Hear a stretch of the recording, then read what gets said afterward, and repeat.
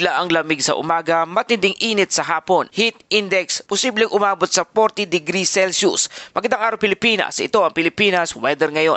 Narito na ating update sa panahon. Kung bago ka lang sa ating channel, please like, share, and subscribe para lagi kang updated sa panahon. Salamat sa iyong suporta. Mga kababayan, ngayong araw ng Miyerkules, March 25, 2026 na po tayo. Narito na ating update sa panahon. Sa kabila ng opisyal na pagtatapos ng hanging amihan, isang kakaibang pattern ang ating nararanasan sa ngayon. Ayon sa Pag-asa, nakapagtala pa rin ng mas mababang temperatura sa ilang bahagi ng bansa. Mga naitalang mabababang temperatura sa Baguio City, umabot ng 14 degrees Celsius, sa Malaybalay, 17.3 degrees Celsius, sa Tanay, 17.8 degrees Celsius, sa San Jose, 19 degrees Celsius, sa Ambolong, 19.2 degrees Celsius, at sa Quezon City naman umabot ng 19.2 degrees Celsius. Ibig sabihin mga kababayan, kahit tapos na ang hanging amihan, ramdam pa rin ang lamig sa gabi at madaling araw sa ilang mga lugar. Sa kabilang banda, kabaliktaran naman ang nangyari sa tanghali. Sa lugar ng Dagupan, posibleng umabot ng 40 degrees Celsius ang heat index.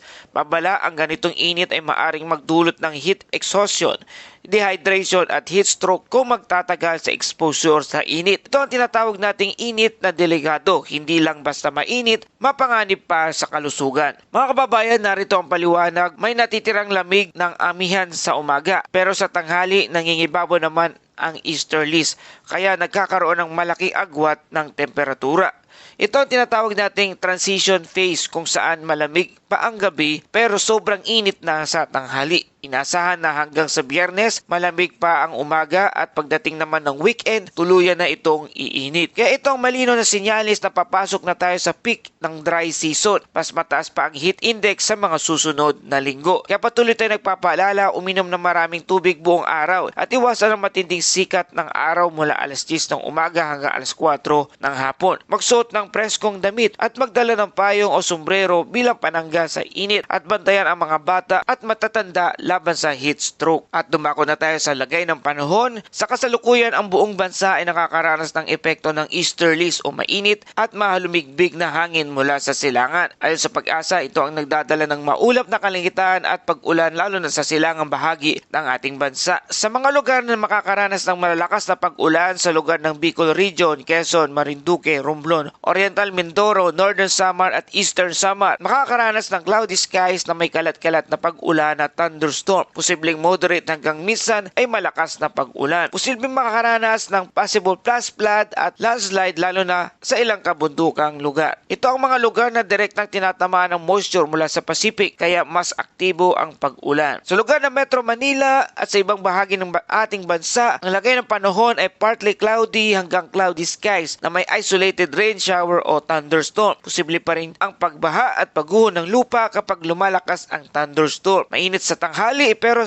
asahan ang biglaang buhos ng ulan sa bandang hapon o gabi. Sa lagay naman ng karagatan sa lugar ng Central at Southern Luzon kasamang Visayas at Mindanao, ang hangin ay light to moderate winds na may direksyon from east to northeast na may alon na mula 0.6 hanggang 2.1 metro ang taas. Sa natitirang bahagi ng bansa dito sa lugar ng Luzon, ang hangin ay light to moderate winds na may direksyon from southeast to northeast na may alon mula 0.6 hanggang 1.8 metro ang taas. Sa kabuuan, maayos pa rin ang kondisyon ng karagatan, ngunit mag-ingat kapag mayroong thunderstorm. Para sa ating temperatura, pinakamababang temperatura na itala 19.2 degrees Celsius at ang pinakamataas naman ay 32.1 degree Celsius. Mas mainit at malinsangan ang pakiramdam sa ngayon, lalo na sa bandang tanghali dahil sa mataas na humidity na dala ng easterlies. Mga kababayan, narito ang malinaw na sitwasyon. Easterlies na ang dominanteng weather system sa buong bansa. Nagdadala ng moisture mula sa Pacific at nagdudulot ng mas madalas na pag-ulan sa bandang silangan at nagpapataas ng humidity at init. Ito ang typical na pattern habang papalapit na tayo sa peak dry season kung saan may init sa tanghali, maulan naman sa bandang hapon at malinsangan sa buong araw. At dumako na tayo sa ating Bible verse of the day mula sa Isaiah 40 verse 8. The grass withers and the flowers fall, but the word of our God endures forever. Mga kababayan, sa gitna ng pabago-bagong panahon, may isang bagay na hindi nagbabago.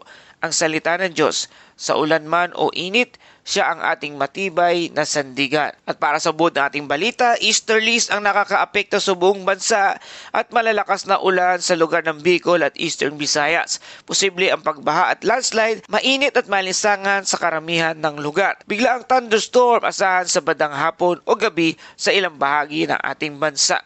At yan po ang ating update sa panahon. Kung nagustuhan nyo ang balitang ito, please like, share, and subscribe para lagi kayong updated sa panahon. Salamat sa iyong suporta. Ito ang Pilipinas Weather ngayon na lagi nagpapaalala, mag-ianda, mag-iligtas, mag-alerto. Ingat tayong lahat.